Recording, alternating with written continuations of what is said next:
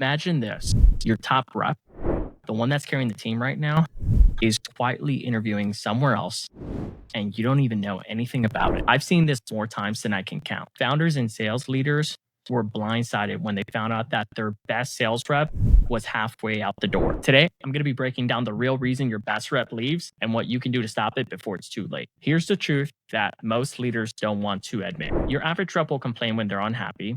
The bad ones will gossip when they're unhappy. However, the best reps, when they're unhappy, they just leave. My name is Jayce Grayye. I'm the founder and CEO of Jayce Grayye Consulting and Recruiting, where we've placed over 1,000 sales representatives in the last 4.5 years in industries like software, construction, manufacturing, marketing, and service-based businesses. Losing a top rep doesn't just cost you production. It rattles your culture, it shakes your pipeline, and it damages your reputation. So today, we're going to be talking about how to protect your investment and your business. Reason number one on why they leave is because they just hit a ceiling. Top reps are wired for growth. If they feel that there's no room to grow, they'll just go elsewhere. I worked with the founder who had a killer account executive. That account executive in his first year generated $1 million for the company. But the company never gave him more bigger accounts, no strategic deals, and no leadership opportunities. And unfortunately for the business owner, that account executive ended up taking recruiters' calls and ended up going to the competitor. This is where the founders and the sales leaders get it all wrong, because you think that, okay, this person just wants to chase money. But the reality is that the top performers, they're chasing challenges, they're chasing growth, and they're chasing opportunities. If you don't give them a path forward, then you're giving them a reason to leave. Your move should be to have regular conversations about growth. What do they want long term? You should be asking then yourself, how can you create new challenges or create new opportunities for that role or them? And lastly, is how can you reward them other than just compensation plan?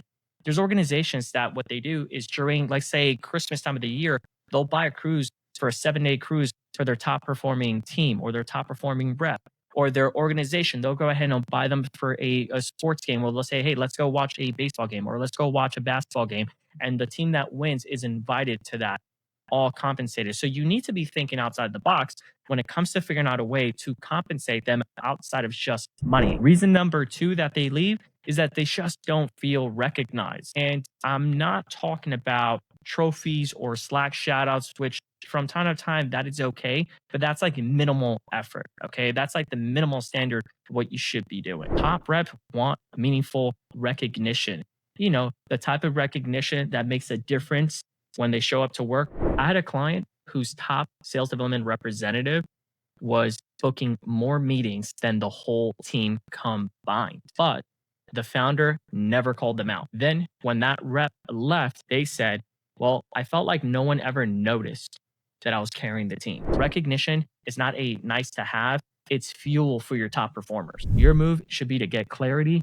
And then when you have those one-on-ones with them, call out the big wins. And if it's not on a one-on-ones and it's in front of your team, call out the wins in front of the team as well.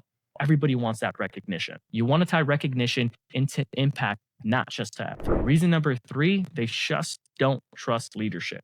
I've seen it happen all the time. Your top reps are always going to have options. And if they lose trust in leadership, they'll just bounce. I remember seeing leaders make promises that they didn't keep. We've seen it before. We've had clients where they changed the quotas overnight without any sort of signal or any sort of warning, only to find out 2 weeks later that that top rep had resigned because he felt like he was treated unfairly and he no longer trusted the leadership within inside the organization, all because they were trying to save a couple of bucks. Your move should be to lead with transparency. Be clear with your expectations, over communicate on what you want. And at the end of the day, you want to make sure that your words and action match. Fourth one on that list, if they feel trapped between admin and busy work. At the end of the day, your top rep wants to focus on booking appointments and closing deals.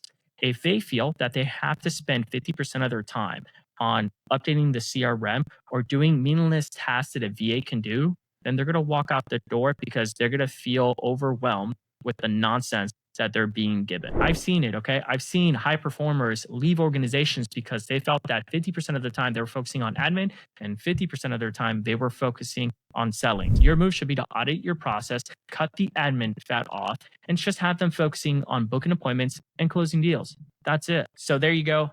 That's the playbook on how to keep your best top performers on your team, give them a clear growth path, recognize them meaningfully, build trust with transparency, and protect their time from admin overload. Remember, top reps don't leave because of one bad day. They leave because of slow erosion, because they feel like they have outgrown you, they feel like they're not appreciated, and most importantly, they just feel like they don't trust you. Once they're gone, it's too late. And if you need help keeping and growing a high performing sales team, that's exactly what we do here at Jayce Consulting and Recruiting. Shoot me a DM, and I'll see you on the next one.